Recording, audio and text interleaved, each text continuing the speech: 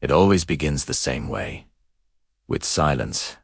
The kind that feels heavy, like a blanket pressed over your ears, where every small creak in the walls becomes louder than it should. You're lying in bed, the lights are off, your phone is nearby, but dimmed, and for some reason tonight the darkness feels different, closer, hungrier. The air is thick, as though the house itself is holding its breath, waiting for something. You roll to your side and try to ignore it, but in the blackness of your room there's the faintest suggestion of movement, a ripple in the shadows at the corner of your vision. You blink, your heart thumping faster now, but nothing is there. The mind plays tricks.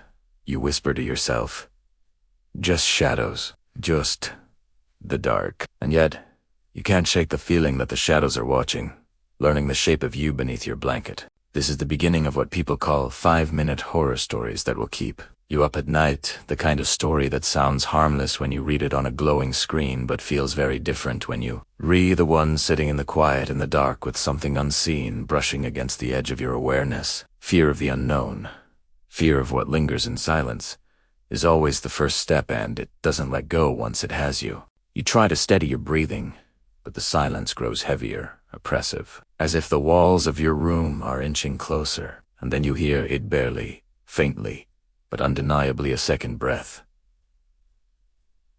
Not yours. It's low, steady, shallow, like someone crouching just beyond sight, matching your rhythm but a half-second off. You freeze, paralyzed, your body refusing to move under the weight of dread. Slowly, your eyes adjust to the dark, and that S, when you notice something that doesn't belong. The faint outline of a figure by the mirror across the room. At first you tell yourself it's just your coat draped over a chair, but then it tilts its head, subtle, deliberate. Your stomach drops. You blink once, twice, praying it's imagination, but the figure doesn't vanish. Instead, it lifts a hand to your hand, perfectly mirrored, except you haven't moved.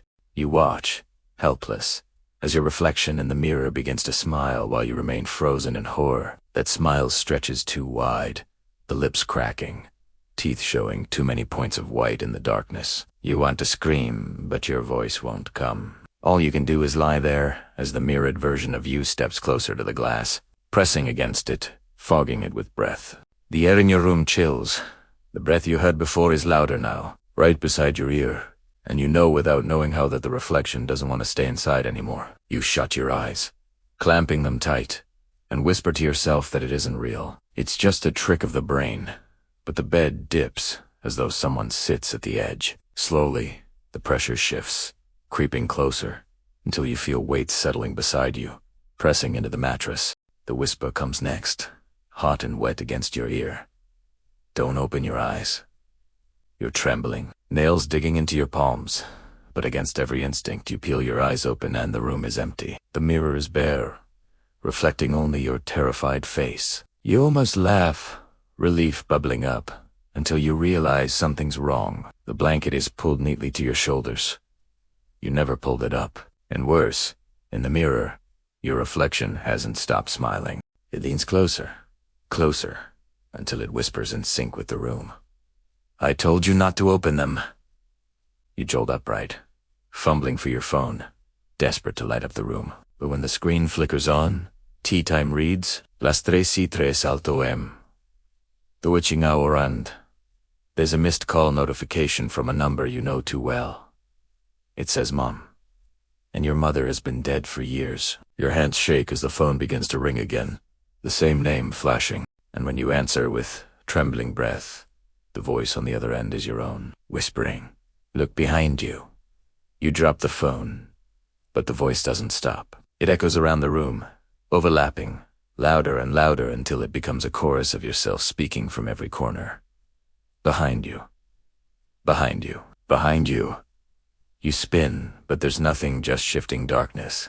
The window rattles. A scratching comes from inside the walls, slow and deliberate, as though fingernails are dragging down plaster. You clutch your blanket like a child, praying it will all stop. But then the scratching turns into knocking. First, soft, then louder, until the whole room seems to throb with it. And then, a child's voice from inside the wall says, let us out. We've been waiting.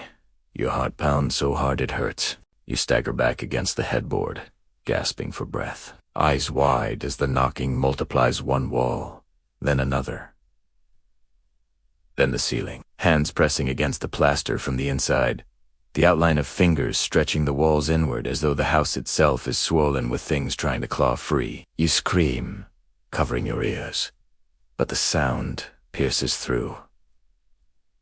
The voices rising in unison. We're already inside. Don't you remember? And then silence. Utter silence, except for the rush of your blood in your ears, and the faint feeling of cold fingers brushing your ankle beneath the blanket. It doesn't stop there. When you finally gather the courage to run, tearing yourself from the bed and bolting for the door, you yank it open only to find the hallway isn't your hallway anymore. It stretches far too long, the lights flickering weakly. Shadows pooled in every doorway. You stumble forward, each step echoing too loud, too sharp, like you're being followed. You glance back, nothing, but when you look forward again, you see figures waiting at the far end, blurred faces, indistinct bodies, dozens of them crammed into the narrow hall. They don't move, don't speak, just watch with that unbearable stillness, and then, in perfect unison, they tilt their heads and step closer. You turn, running the other way, but the hallway twists, folding into itself like a maze, and wherever you turn, the figures are there closer. Reach, a voice whispers from everywhere and nowhere. You've been here before. You never left. This is your story now. One of those 5-minute horror stories that'll keep you up at night. But the thing about stories is, they end. You collapse, covering your face, trembling, praying for an end. And in the instant before darkness swallows you whole, you realize the truth. You were never alone. You've been watched, studied, and now, finally, claimed. And when the silence comes back, it isn't empty anymore. It's full of breath, full of whispers, full of every shadow that's been waiting for you to close your eyes. So here is your choice. If you're still listening in the dark, try to sleep with this story echoing in your mind. Or follow me deeper into the next nightmare, where what waits is not just shadows and mirrors or whispers in the dark, but something worse. Something that does not let go once it finds you. Click if you dare. But signotis, once you enter, you don't come back. The story doesn't end here. It only gets darker.